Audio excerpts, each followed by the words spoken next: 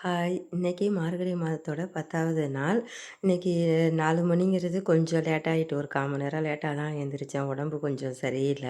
இன்னும் திருவாதிரையா இருக்கு. இன்னைக்கு நம்ம கன்டினியூவா சாமி கும்பிடுறோம். கண்டிப்பா அத நல்லபடியா செய்யணும் முருகா அப்படின்னு நினச்சிட்டு எந்திரிச்சுட்டு, என்னோட வேலையெல்லாம் அப்படியே கரெக்ட்டா அடுத்தடுத்து எல்லாம் செய்ய ஆரம்பிச்சுட்டேன். "கரைப்பார் கரைத்தால் கல்லும் கரையும்" அப்படின்னு ஒரு பழமொழி சொல்லுவாங்க இல்லையா? அதே மாதிரி நம்ம வந்து கடவுள்ட்ட நம்ம வேண்ட வேண்ட, நம்ம கடவுள நினைக்க நினைக்க, நம்ம கடவுள்ட்ட பாட பாட, நம்ம கடவுள்ட்ட கேட்க கேட்க, கண்டிப்பா நமக்கு அவரு வந்து மனம் உருகி, மனம் கலங்கி நம்ம வேண்டும்போது, அவரு கண்டிப்பா முருகர் நமக்கு வந்து எல்லாமே குடுப்பாரு. ஆமாங்க, முருகர் வந்து ஒரு பேங்க் மாதிரின்னு வச்சுக்கோங்களேன். பேங்க்ல நம்ம எங்கேயோ கடன் கேட்குறோம்னா, அவங்க உடனே நமக்கு கடன் குடுத்துருவாங்களா?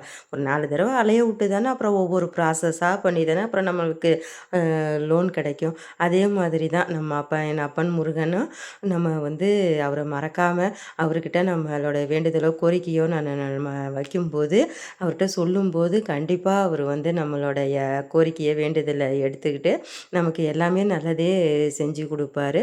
நமக்கு அல்லாம நம்ம சன்னதியருக்கு எல்லாருக்கும் நல்லதே நடக்கும்.